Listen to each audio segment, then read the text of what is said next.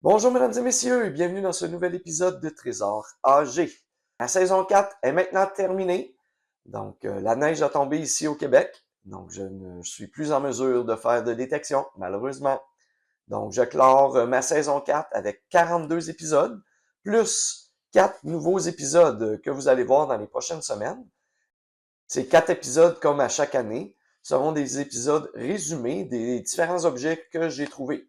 Donc en premier, aujourd'hui, vous verrez le top 10 de mes trouvailles là, que j'ai préférées au courant de ma saison. Par la suite, vous verrez un épisode résumé sur les pièces de monnaie, donc tout ce que j'ai trouvé en termes de pièces de monnaie. Par la suite, vous verrez un épisode résumé sur les différents objets, donc je vais vous filmer, vous faire un résumé de l'ensemble des objets que j'ai trouvés pendant ma saison 4. Et finalement, le quatrième épisode résumé sera un épisode de statistiques. Et oui, comme à chaque année, je vais vous donner une panoplie de statistiques sur ma saison 4 de détection. Vous savez, depuis l'an dernier, je fais, au début de la saison, une tournée de bancs de neige que j'appelle. Donc, pendant cette tournée, je trouve beaucoup d'objets, des objets vraiment divers, de toutes sortes. Et cette tournée-là a fait en sorte que depuis 2 ans, j'ai un petit peu plus de valeur et d'objets trouvés là, pendant mes différents épisodes et pendant mes saisons comme telles. Cette année également, avec ma tournée de bancs de neige, ça m'a permis d'augmenter un petit peu le nombre d'objets et la valeur des objets que j'ai trouvés au courant de ma saison. Pour le présent épisode, concernant mon top 10, je vous redonne une petite liste de critères sur lesquels je me base pour mettre un objet dans mes top 10. Premier, la valeur. Évidemment, trouver un objet qui vaut très cher, normalement, va faire partie de mon top 10. La rareté.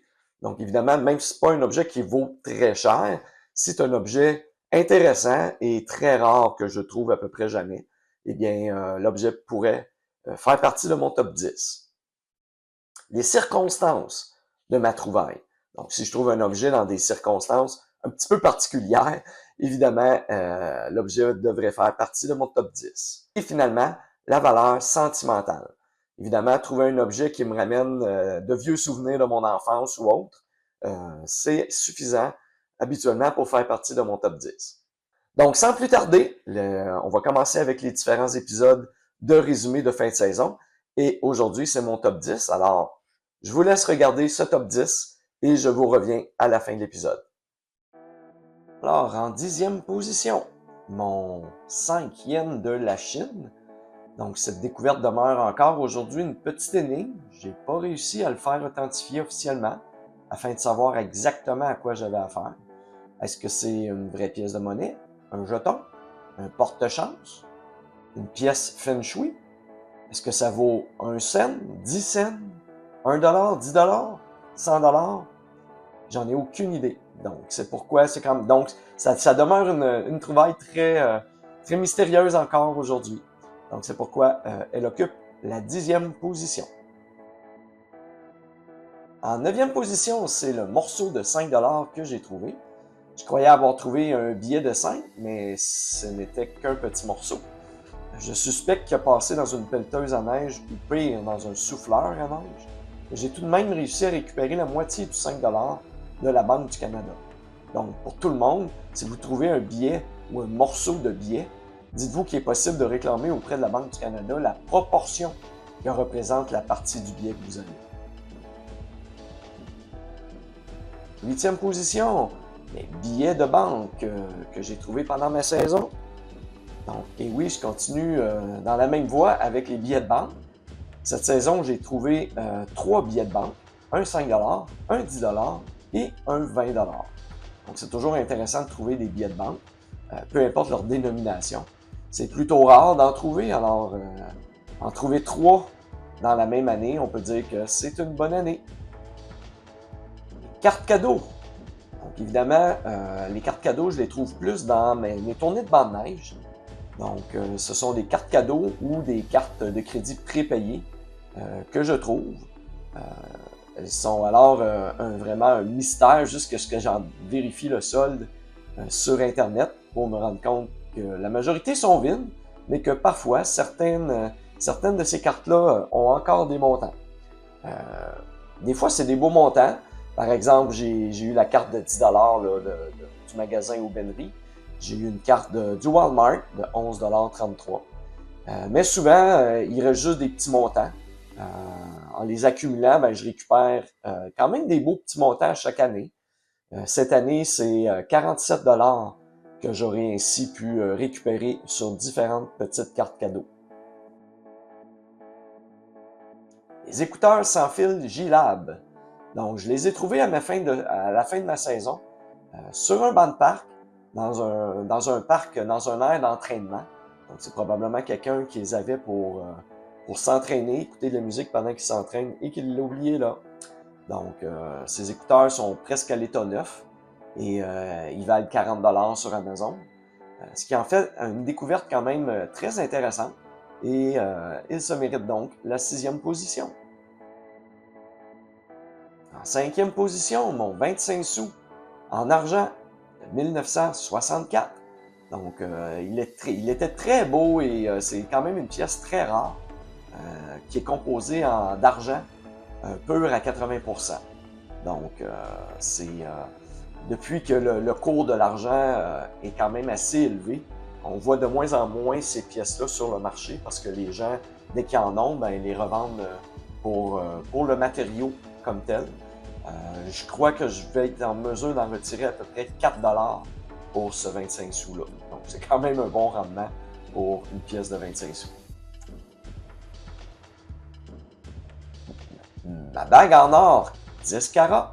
Donc, c'est une belle petite bague en or 10 carats là, pour enfants qui vaut à peu près 43$. Elle était en très bon état, donc je vais la revendre pour le matériau, pour l'or comme tel. Ça va me donner environ 40-43$.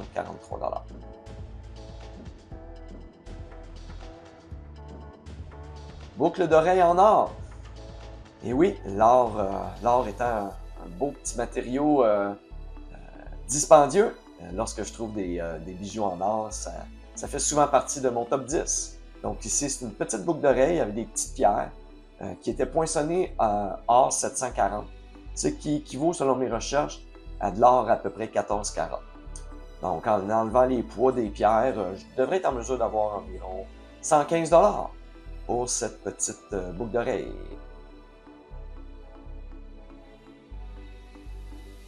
En 2e position, la récupération d'objets que j'ai fait. Comme vous savez, avec mes tournées de bande neige au printemps, je récupère les différents matériaux qui sont recyclables, que je trouve comme des canettes, des bouteilles de vitre, toutes sortes d'objets dommageables pour l'environnement. Les batteries aussi, les vapoteuses dans lesquelles il y a des batteries. J'enlève tout ça de l'environnement pour les envoyer se faire récupérer de la bonne façon. Ça me fait toujours mal au cœur de croiser 10 bouteilles de rhum vide qui vont finir dans les ordures du centre commercial où elles sont alors qu'elles pourraient être recyclées. Donc, c'est ma contribution aux générations futures par le fait même. Et certains de ces contenants-là sont consignés. Ce qu'on appelle consigné au Québec, ça veut dire que la personne a payé, exemple, un 10 sous ou un 25 sous lors de l'achat initial du contenant. Et ainsi, ben, on peut les retourner dans les épiceries pour récupérer ces montants-là. Je justifie donc cette 2e position par le geste qu'il représente et aussi par le montant que ça m'a donné pour ma saison complète, c'est-à-dire 295$ en contenants recyclés que j'ai récupéré. Finalement, mon numéro 1, une bague en or 14 carats. La plus belle trouvaille de la saison, ce sont mes 2 bagues en or 14 carats qui se retrouvent à égalité en première position puisque leur valeur est sensiblement la même, soit environ 120$ chacune. L'or fait souvent partie de mon top 1 pour la simple raison que c'est rare et que ça vaut très cher le gramme. L'or est depuis la nuit des temps un des matériaux les plus prisés sur la Terre. Donc, lorsque j'ai de l'art, ça fait souvent partie de mon top 10, pour ne pas dire mon top 1 dans bien des cas. Voilà, mesdames et messieurs, ça fait le tour de mon top 10. Évidemment, j'ai trouvé beaucoup d'objets pendant ma saison. Ce sont des milliers et des milliers d'objets que je trouve là, lors d'une saison de détection. Donc, évidemment, ils ne peuvent pas tous faire partie du top 10. Et si vous avez aimé l'épisode courant, n'hésitez pas à liker la vidéo et à vous abonner à ma chaîne. Sur ça, je vous dis à la prochaine!